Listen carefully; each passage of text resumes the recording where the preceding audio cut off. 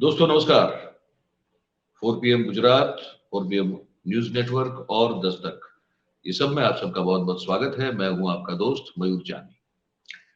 अब हमने जो कल एक बहुत बड़ा खुलासा किया था, आज हमने देखा बहुत सारे हमारे जो दर्शक हैं उनको उस खबर को लेकर उनकी प्रतिक्रियाएं, उनकी कमेंट्स सैकड़ों की तादाद में हैं और बहुत सारे सवाल भी हैं दर्शकों के कि ये कैसे हो सकता है कि एक आदमी खुलेआम प्रधानमंत्री कार्यालय का एडिशनल डायरेक्टर होने का एक ढोंग रचा दे और उस ढोंग को इतने बड़े स्तर पर फैला दे कि वो जम्मू कश्मीर जैसे स्ट्रेटेजिकली बहुत ही महत्वपूर्ण, सुरक्षा की दृष्टि से बहुत ही महत्वपूर्ण हमारा जो राज्य है, वहां जाके एडिशनल डायरेक्टर की प्रधानमंत्री कार्यालय के एडिशनल डायरेक्टर जिसमें उसने फिर जो रखा है वो है कैंपेन और स्ट्रेटेजी का एक तमगा लगा के रखा हुआ है। वहां जाए, सबसे बड़ी से बड़ी जो होटल है, होटल ललित, वहां पे वो रुके, अफसरों को डांटे, धमकाए, हड़काए, उनसे अपनी मर्जी से काम करवाए, Z+ सिक्योरिटी लेके घूमे और एक बार नहीं भैया, दो दो तीन तीन बार ये हो जाए और किसी को पता तक ना चले। अब किसी को पता चले या ना चले, लेकिन हम एक ऐसे सज्जन से आपकी मुलाकात करवाने जा रहे हैं जो पिछले 2.5-3 साल से खुलेआम सोशल मीडिया पे, ट्विटर पे ये लगातार और जितनी जितनी तरह से हो सके उन सभी प्लेटफॉर्म्स पे जाके वो लगातार ये जागरूकता लाने की कोशिश कर रहे हैं। ये जो मिस्टर नटवरलाल साहब है, किरण पटेल साहब, उनके प्रति लोगों में कि भाई इनसे बच के रहिए और ये जो है महाठग है और ये बहुत सारे लोगों को चूना लगा चुके हैं और हो सकता है आपको भी लगा दे अगर आप ध्यान नहीं रखेंगे तो। और बड़े उनके साथ भी जो है किरण पटेल साहब ने जाके समझाने का, दबाने का, धमकाने का ये सब कार्यक्रम किया हुआ है, ये हमको पता चला है। अब हम आपको उनसे रूबरू करवा दें। इससे पहले ये बता दें, ये कल हमको पता चला कि ये जो किरण पटेल है वो ट्विटर पे हमको भी फॉलो करते हैं, तो हमने जब देखा उनका अकाउंट में जाकर तो पता चला कि ये फॉलो कर रहे हैं, तो इससे हमको अच्छा नहीं लगा, हमको बड़ी शर्म आई। खैर वो अलग बात है। अब हम धवल रावल साहब को आपसे रूबरू करवा रहे हैं जो ये महाठग है किरण पटेल। नमस्कार धवल भाई। 4 PM Gujarat, 4 PM news network और दस्तक सब पे आपका बहुत बहुत स्वागत है। आप हमारे जी, तो ये धवल रावल साहब हैं जो मैंने जैसे कहा 2.5-3 साल से बिल्कुल सोशल माध्यम मीडिया पे भी और पब्लिक लेवल पे भी जो है लगातार ये एक इनको उनको आईना दिखाने की कोशिश कर रहे हैं। तो दाऊद भाई, ये आपसे सबसे पहला सवाल ये आपको पूछना है कि क्या हो गया कि आपको कब पता चला कि ये आदमी महाधूर्त है और इस आदमी को खड़ा करना चाहिए? ये शुरुआत कहाँ से हुई आपकी इस पूरी यात्रा की किरण पटेल के मद्देनजर? तो एक्चुअली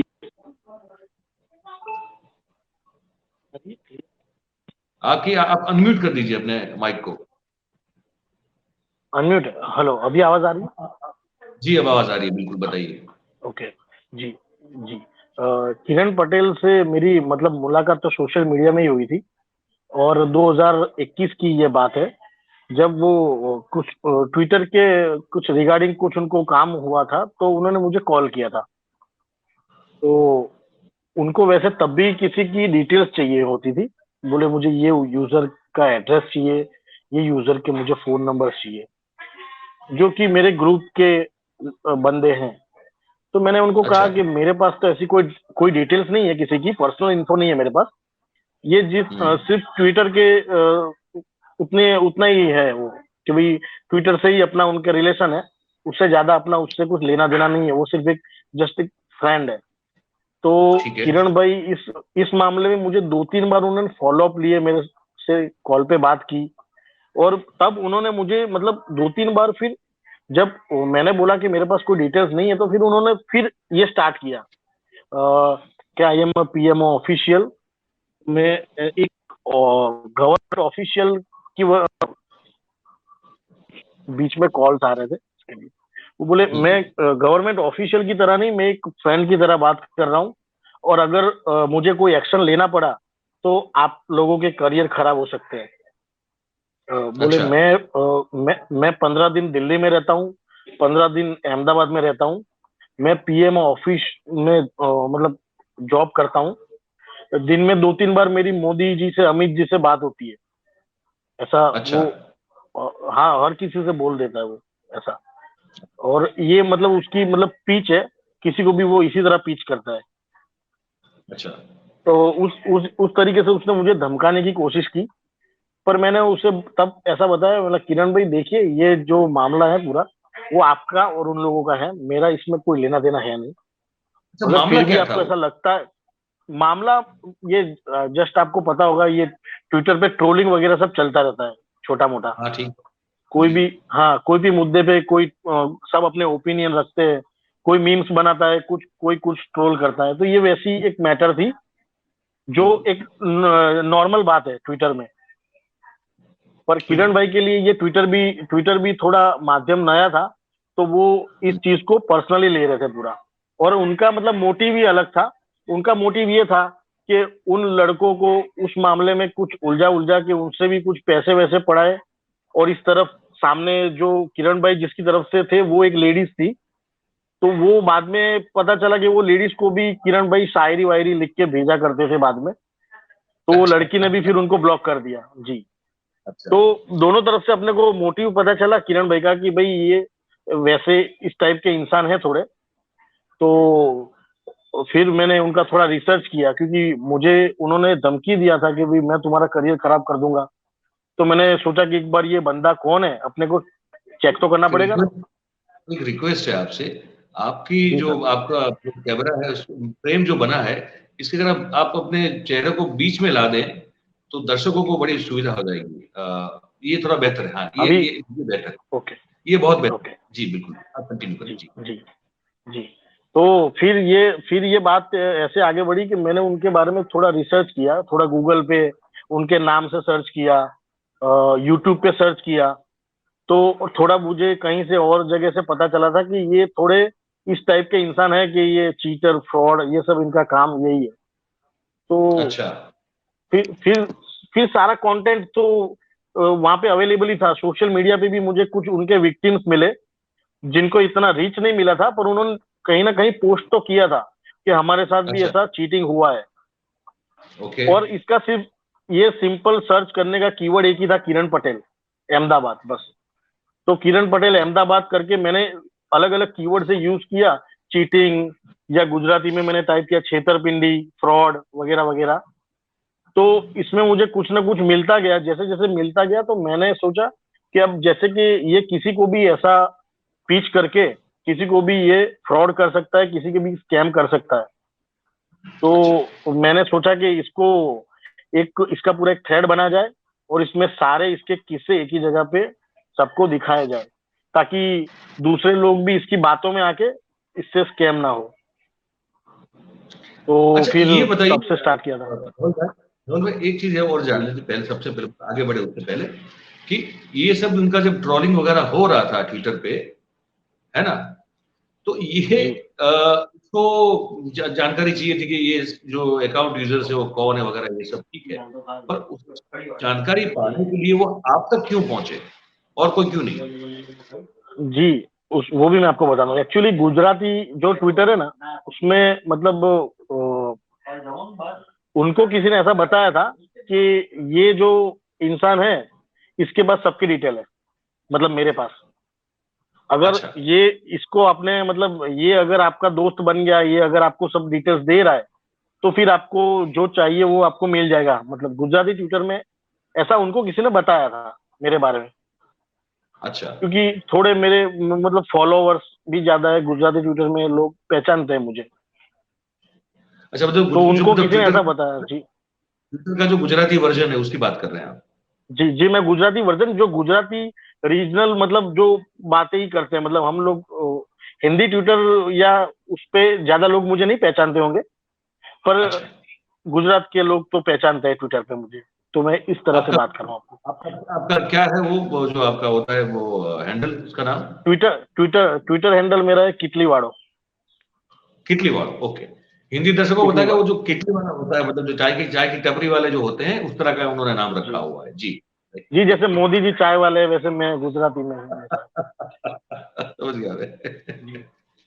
ठीक है, ठीक है। फिर आगे बताइए।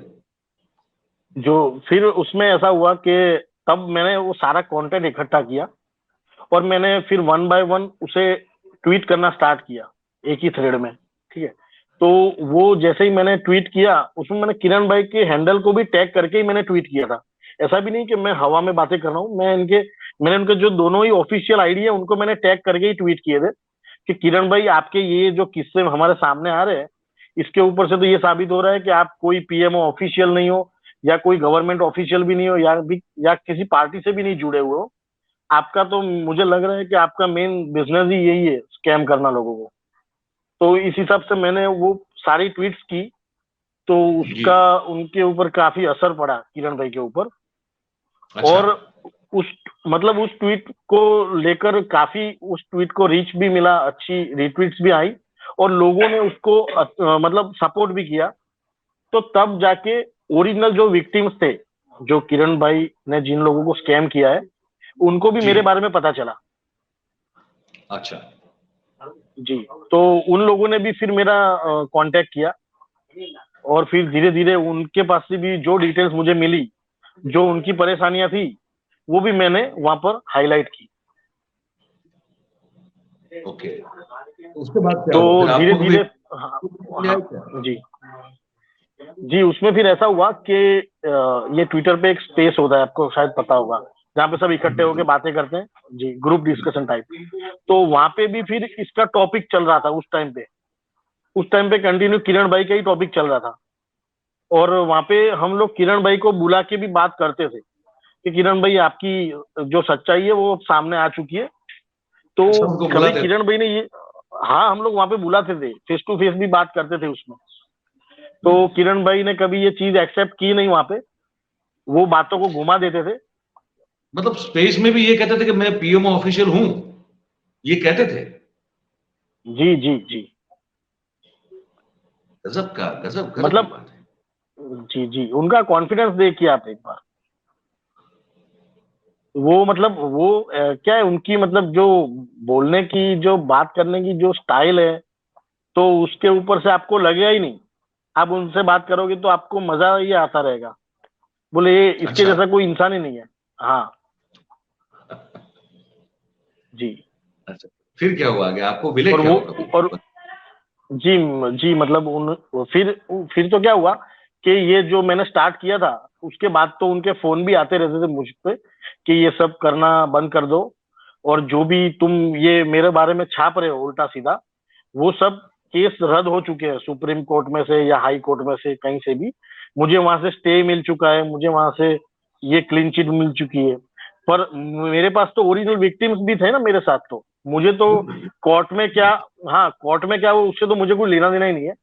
मैंने तो सिर्फ ये बता रहा हूँ कि जो आर्टिकल न्यूज पोर्टल पे है, मैं उसको उस जगह पे ला रहा हूँ जहाँ पे लोग आपको जानते हैं, किसी अलग पर्सनालिटी की ऊपर। सही है। तो मैं उनको सही है। सिर्फ ये बता रहा हूँ कि किरण पटेल कौन है। तो फिर किरण भाई ने उस टाइम पे फोन पे भी मुझे अलग अलग प्रकार से धमकाया था, ये सब चीजें बंद करने के लिए। फिर लास्ट में उनके पास जब कोई ऑप्शन नहीं बचा मुझे रोकने का, तो फिर वो मेरा एड्रेस निकाल के मेरे घर पे आ गए। अच्छा। जी। और मुझे लगा था कि घर पे आए हैं, चलो अच्छी बात है। पर घर पे आके भी उन्होंने झूठ ही चलाया अपना।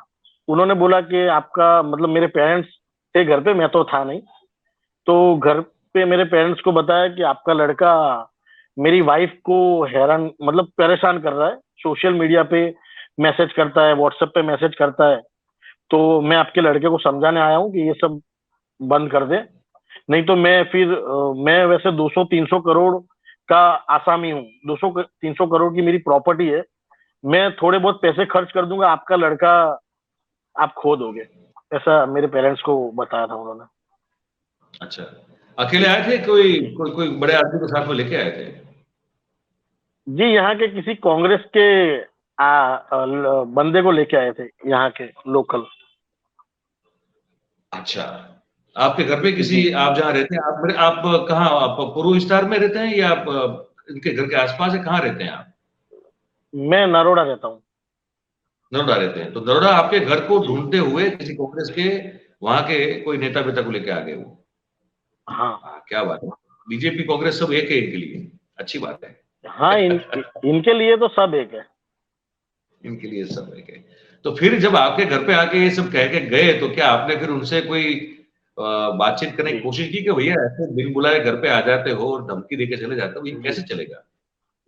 आपने कुछ जी, बात की? उसमें, हाँ, वो मतलब मेरा तो, मुझे उनके साथ कोई पर्सनल दुश्मनी तो मेरी है नहीं, ठीक है। मैं, वो मुझे पर्सनल दुश्मन समझ लेंगे, अब समझते ही है वैसे, और अब तो ज्यादा समझेंगे। पर मेरा जो काम था वो मैंने कर दिया था सोशल मीडिया पे। मुझे जो सबको बताना था, जो अवेयरनेस फैलानी थी, जो लोगों में जागृति आनी चाहिए, वो मैंने कर दिया। क्योंकि जिस टाइम पे मैं ये कर रहा था, उस टाइम पे किरण भाई अहमदाबाद के बड़े बड़े लोगों को मिल रहे थे।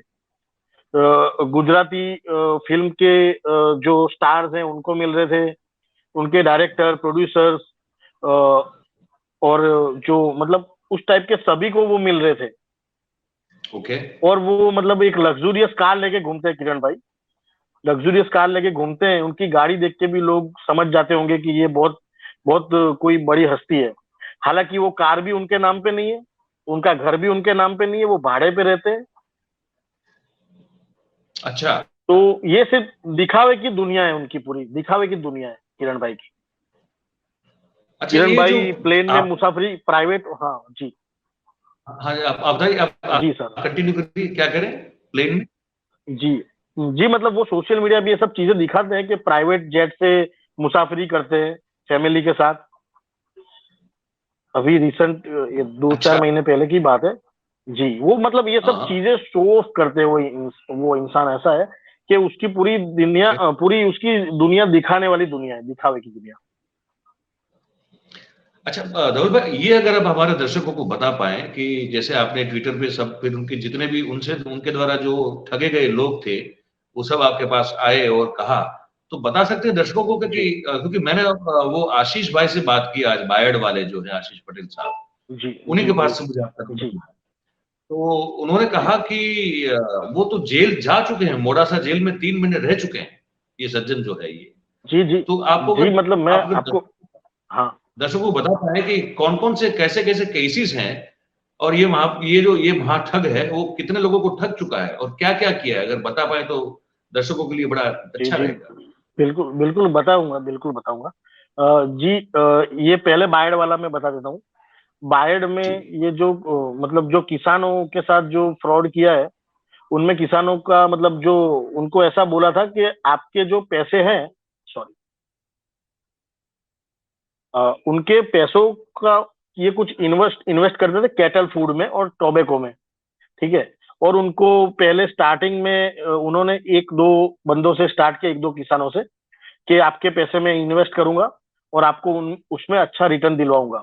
उसमें किरण पटेल के मामा थे, जो रिटायर्ड बैंक मैनेजर है वहां बायड़ के आसपास के कोई गांव में।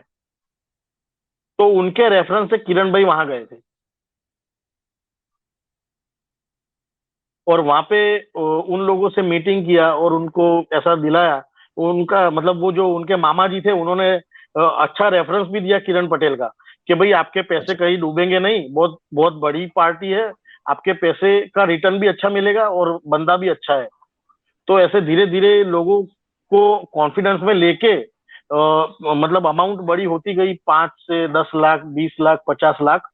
फिर ये अमाउंट पहुंच गई 1 करोड़ 75 लाख, 1,75,000, सॉरी, ओहो! 1 करोड़ 75 लाख। जी, तो पौने 2 एक करोड़ रुपए। करोड़ पंचोत्तर हाँ जी, 2.25 करोड़ रुपए। तो ये पूरा 2.25 करोड़ का जो जब स्कैम हो गया, तो फिर उन्होंने लोगों के फोन उठाने बंद कर दिए और उनको बता दिया कि भाई अब मेरे पास पैसे नहीं है, जब आएंगे तब लौटाऊंगा। अच्छा, तो अच्छा। इन लोगों ने बहुत पहले चीज से मामला निपटाया, फिर इन लोगों ने पुलिस किया। ओके। जी। आवाज आ रही है सर? बिल्कुल आ रही है जी। जी। तो आ रही है आपकी उस आवाज। टाइम पे फिर वो एक उसमें फिर केस चला, और केस में फिर उनकी किरण भाई की धरपकड़ हुई। उनको 3 महीने 4 महीने का कुछ जेल यात्रा भी हुई उनकी बायड में। पर जेल में जाना किरण भाई के लिए कोई नई बात नहीं है। अच्छा। वो हर केस में जेल में गए हुए हैं, हर केस में। मतलब अच्छा। उनका ये पूरा मतलब प्री प्लानिंग रहता है कि वो कितने दिन जेल में जाएंगे। उसके बाद उनकी मतलब जामीन हो जाएगी, मतलब उनको छुड़ा लिया जाएगा। उनका वकील समझ गया। एडवांस एडवांस में पहले, वो कौभांड बाद में करते हैं, प्रिपरेशन पहले हो जाती है वकील की। आप कह रहे हैं कि स्कैम बाद वो में करते हैं, पहले उस स्कैम के अंत में क्या होने वाला है हाँ उसकी तैयारी पहले कर देते हैं हाँ वो। हाँ, उनकी क्या बात है। प्रिपरेशन पूरी होती है जी। क्या बात। गजब। अब फिर इनके और साथ कौन सा भी केस। इतने इसके बाद उन्होंने यहाँ नरोडा का एक किस्सा है। नरोडा में मतलब रिटायर्ड डीवाईएसपी पुलिस ऑफिसर थे, रिटायर्ड डीवाईएसपी एन अच्छा। के परमार सर, उनका नाम था एन के हाँ परमार साहब। हाँ हाँ हाँ। हाँ, वो तो अभी गुजरे। उनको उनको अभी वो शायद हाँ गुजर गए हो। वो एक्सपायर, हाँ वो गुजर गए हैं। उनको हाँ। किरण भाई ने बोला था कि आपको वड़ताल स्वामीनारायण मंदिर में गाड़ियां रखने की है भाड़े पे। मतलब एक गाड़ी का आपको भाड़ा मिलेगा 30,000, 30,000 रुपीज पर मंथ। एक मिनट रुकिए, मैं हमारे हिंदी दर्शकों को ये बता दूं कि वड़ताल जो है वो स्वामीनारायण संप्रदाय का बहुत ही सुप्रसिद्ध एक तीर्थ स्थल है, जो आनंद और विद्यानगर के बिल्कुल बगल में पड़ता है। और वहां जो अभी धवल भाई कह रहे हैं वो ये कह रहे हैं कि उन्होंने निवृत्त डीवाईएसपी एन के परमार साहब को जाके ये कहा कि उस मंदिर को कार्स जो हैं वो रेंट पे चाहिए, और 1 महीने का भाड़ा 30,000 रुपए का मिलेगा आपको। अब आगे बताइए। जी। तो उस टाइम पे वो एन के परमार साहब को उसमें कन्विंस कर लिया, और उनसे उनकी गाड़ियां ले ली भाड़े पे मंदिर के लिए। ठीक है। उसके साथ साथ उनके जो दूसरे दोस्त भी थे, उनके भी कुछ मतलब टोटल इन इन लोगों ने इसमें कुछ 78 लाख का स्कैम किया था किरण भाई ने। मतलब ये सारी गाड़ियां मतलब कुछ कुछ 20-25 गाड़ियां थी, बोलेरो। वो गाड़ियां इन लोगों से लेके किरण भाई ने किसी के वहां पे दे दी, ब्याज पे पैसे ले लिए उससे। सारी गाड़ियां एक जगह पे रख दी, और वो क्या सामने बात वाले है। बंदे से ब्याज पे, जी वो उसने वहां पे रख दी, बोले ये गाड़ियां रखो, मुझे पैसे दे दो, जब मैं पैसे लेके आऊं तब मुझे गाड़ियां वापस देना, ये मेरी गाड़ियां हैं, ऐसा। पर कागज वागज तो गाड़ी के कोई देखेगा ना कि ये इसकी गाड़ी है कि नहीं। अगर मैं अपनी गाड़ी दूं किसी को तो उसने आगे का बेची जो। नहीं उसने बेची नहीं है ना, उसने बेची नहीं है, उन्होंने उसने गिरवे पे रखी है। मतलब उसने वहां पे वो गाड़ियों को इसलिए रखा, बोले अभी मुझे अर्जेंट पैसों की जरूरत है, मुझे 50 लाख रुपए दे दो, एग्जाम्पल। तो अब एक गाड़ी की कीमत होती है 7-8 लाख, 10 लाख, बोलेरो की। बिल्कुल। ठीक है। बिल्कुल। तो अब 20 गाड़ियां दोगे तो 50 लाख तो आपको मिल ही जाएंगे। तो इस टाइप से उन्होंने पूरा स्कैम किया। और उनको तो महीना हुआ, कुछ भाड़ा वाड़ा मिला नहीं।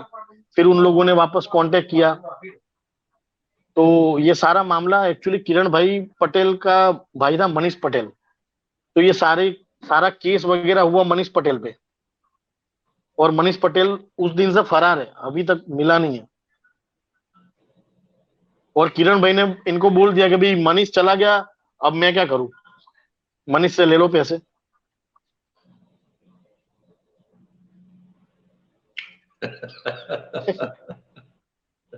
फिर इसके मतलब बाद पुलिस को भी नहीं। दो, हाँ, पुलिस पुलिस वाल ये इसके सॉफ्ट टारगेट ही पुलिस वाले हैं एक्चुअली।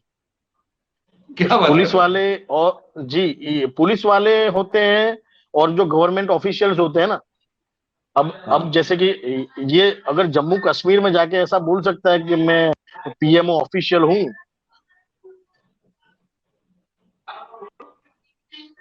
हेलो। जी जी। ये भाई जम्मू कश्मीर में जाके बोल सकता है कि मैं पीएमओ ऑफिशियल हूँ। और वहां का जो सबसे बड़ा ऑफिसरी अधिकारी अधिकारी है, वो भी इनके फोन पे इनको सिक्योरिटी प्रोवाइड कर देता है। ठीक है। तो यहाँ के गुजरात के जो ऑफिसर्स होंगे वो तो करेंगे ही। अगर इस तरह से वो बात करता है, इस तरह की पर्सनालिटी अगर वो दिखाता है किसी को, तो सामने वाला एक बार तो उसके ऊपर ट्रस्ट कर ही लेगा। तो वैसे होता है कि बड़े बड़े अधिकारियों को ऐसा बोलता है कि पीएम ऑफिशियल में से आया हूं, मैं एडिशनल डायरेक्टर हूं। तो उन लोगों के मन में, ऑफिसरों के मन में एक बात चालू हो जाती है कि मैं ट्रांसफर करवा लूंगा, ये सर है, ये जो मेरा आए हैं वो मेरा ट्रांसफर कर देंगे। किरण भाई हमारे करता हरता है। नहीं, तो पर धवल भाई, कोई पीएमओ की साइट पे जाके ये तो देख सकता है कि वहां कौन काम करता है, वो सबके नाम लिखे हुए वहां पे। जी, ये जब सर्च किया तभी तो पता चला ना कि किरण भाई वहां पर है। ये पहले करना चाहिए था। गजब है भाई, गजब है। हमने हमने हमको किसी ने बताया, अपने आज भास्कर में ही पढ़ा और हमारे कुछ सूत्रों से भी बात हो रही थी कि हितेश पंड्या जो जी वैसे बड़े सज्जन व्यक्ति हैं, प्रधानमंत्री के बहुत करीबी स्टाफ में से एक है, इनके जी द्वारा जो है इनका परिचय जो है, ये मुख्यमंत्री जब यहाँ पे रहे थे नरेंद्र भाई, तो हितेश पंड्या को भी उन्होंने कहीं किसी हिसाब से जो है अपने, आप जो कहते हैं अपनी वाक पटुता या अपनी पर्सनालिटी या जो भी प्रभाव उनका जो है, उसके चलते उनको भी जो है मतलब मनमोहित कर दिया था। और उन्हीं के जरिए जी वो बताया जा रहा है कि वो मुख्यमंत्री, जब प्रधानमंत्री आज हमारे जो है वो तब मुख्यमंत्री थे नरेंद्र भाई, तब उनको जाके एक बार कुछ मिले थे, ऐसा कुछ बताया जा रहा है। जी। जी जी जी तो ये तो हो गया पुलिस को सॉफ्ट मार्केट बनाने वाला मामला। अच्छा, और कोई किस्सा है क्या, जी केस वेस वाला, जेल वाला कोई? जी जी जी जी। ये एक्चुअली आज आज मुझे आपको कॉल बहुत कॉल। बहुत आ रहा है। मैं समझ रहा हूँ, आज आपको कॉल बहुत आ रहा है क्योंकि जी आपने जी, आपने भी वो जो काम किया है बहुत कॉल आ डेढ़ दो रही है। साल में, उसको अब जब हमको पता चला तो हमको भी लगा कि पहले आपसे बात कर ली जाए। बहुत बहुत जरूरी हो जाती है ना फर्स्ट हैंड इन्फॉर्मेशन पूरी। तो जी बहुत सारे पत्रकार आपको फोन करते रहेंगे, जी आपको वो रहेगा, समझ रहे हैं। अच्छा, और भी कोई केस जी है जिसमें ये जेल गए हैं क्या? वो बड़ौदा वाला कुछ है, बड़ौदा का क्या मामला जी। है? एक और केस बड़ौदा में इन्होंने एक गरबा ऑर्गेनाइज किया था, बहुत मतलब बड़े लेवल पे। बड़ौदा में कला नगरी गरबा महोत्सव करके उन्होंने एक गरबा ऑर्गेनाइज किया था, जिसमें जी। वहां के लोकल एमएलए सीमाबेन मोहिले माहिले करके कोई है, मोहिले, हाँ, सीमाबेन मोहिले, और उनके उनके जो हस्बैंड है, वो उनके सबके साथ मिलके उन्होंने वहां पर गरबा ऑर्गेनाइज किया था। और उसमें पूरा इवेंट का काम जो था वो दीपेश सेठ को दिया था, यहाँ पर अहमदाबाद की कंपनी है, उसकी कंपनी ठीक है। है। उसके थ्रू सारा ऑर्गेनाइजेशन किया वहां पे, मतलब लाइटिंग से लेके सारी चीजें जो पूरे गरबा में लगती है। और मतलब जो सारे वेंडर्स थे, मतलब सारे, सबके पास से पैसे इन्होंने ले लिए, करीब 3 करोड़ जैसा कुछ अमाउंट था। और फिर वो गरबा, मतलब वो गरबा एक्चुअली वो सक्सेसफुल भी नहीं रहे थे वहां पे। ये ऑर्गेनाइजेशन की वजह से इनका तो मतलब मोटिव ही यही था कि हमको तो पैसे ही स्कैम करने हैं। तो वहां पे भी केस चला था इनका, और उस टाइम पे कोरोना चल रहा था, उसकी वजह से उस केस को थोड़ा स्टॉप कर दिया गया वहां पे। उसमें भी जेल में तो ये गए थे किरण भाई, जिसका अच्छा, वहां वीडियो भी भी जेल मैंने में? शायद डाला। जी, मैंने वीडियो भी डाला हुआ है ट्विटर में। कौन सा कौन सा वाला वीडियो है वो?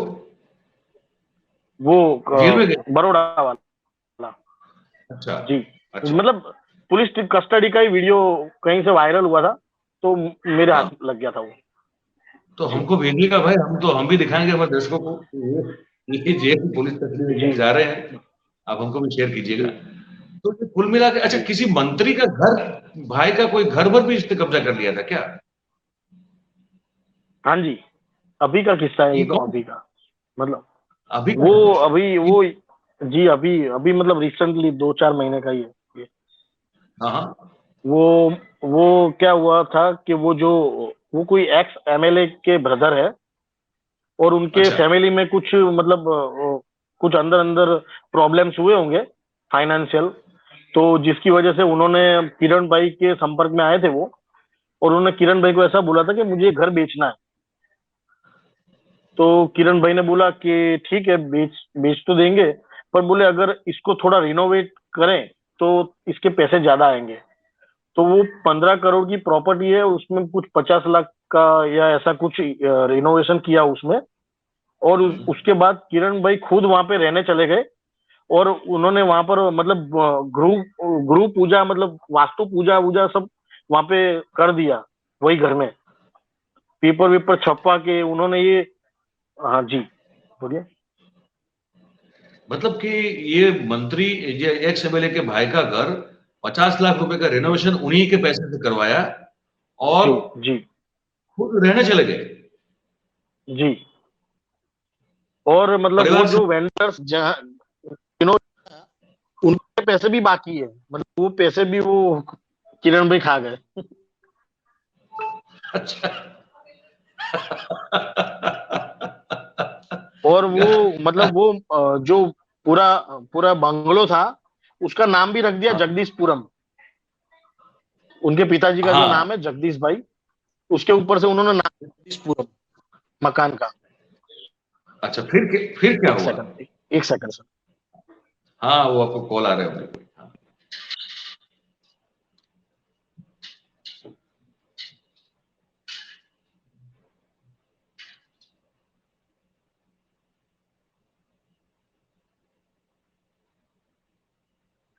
ये धवल भाई का इश्यू ये है आज कि आज बहुत सारे पत्रकारों को उनसे बात करनी है, क्योंकि इन्होंने जो है इनकी पोल तब खोली थी जब सब जो है इनकी वाहवाही कर रहे थे, सब इनके करिश्मे और इनके चमत्कारिक व्यक्तित्व से बहुत प्रभावित होके, आईएएस अफसर हो या पुलिस अफसर हो या नेता हो या सब हो, तो इनकी झाल में फंसते जा रहे थे, तब धवल भाई जी ने इनको इनका पर्दा।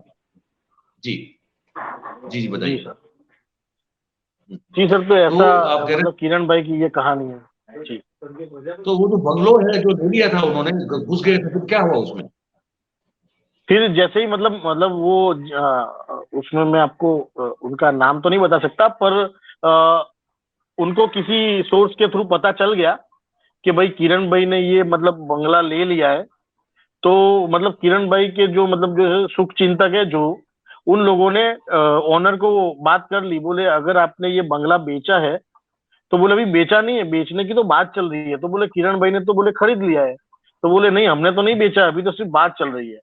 तो अभी तो सिर्फ बात चल रही थी और उसमें किरण भाई ने तो मतलब वास्तु वास्तु करके रहने भी चले गए। मतलब वो ग्रीटिंग्स कार्ड भी छपा के सबको दिखा दिए, बोले आ जाओ हमारे घर पे, पूजा रखी हुई है। तो ये सब किया तो उन लोगों ने फिर आके किरण भाई को सामान के समेत बाहर फेंका घर के। तो किरण भाई वापस उनके पुराने मकान पे आ गए जहाँ पे वो तो वहां पहले नहीं रहते कहा थे। कि मैं, वहां फिर उनको नहीं कहा कि मैं पीएमओ का डायरेक्टर हूं, आप मुझे मेरे मेरे साथ ये कैसे कर सकते हैं? नहीं बोला क्या उनको? जी जी सर। हमने और भी बहुत सारी ठीक। चीजें सुनी है मुझे, कि ये एक तो कश्मीर का डेवलपमेंट करने की बात यहाँ पे कह के पैसे वैसे ऐंठने की बात जी कर रहे थे। जी और मुझे लगता जी। है कि शायद जितने केस बाहर आए हैं उससे ज्यादा केस अभी आने चाहिए बाहर। क्या लगता है आपको?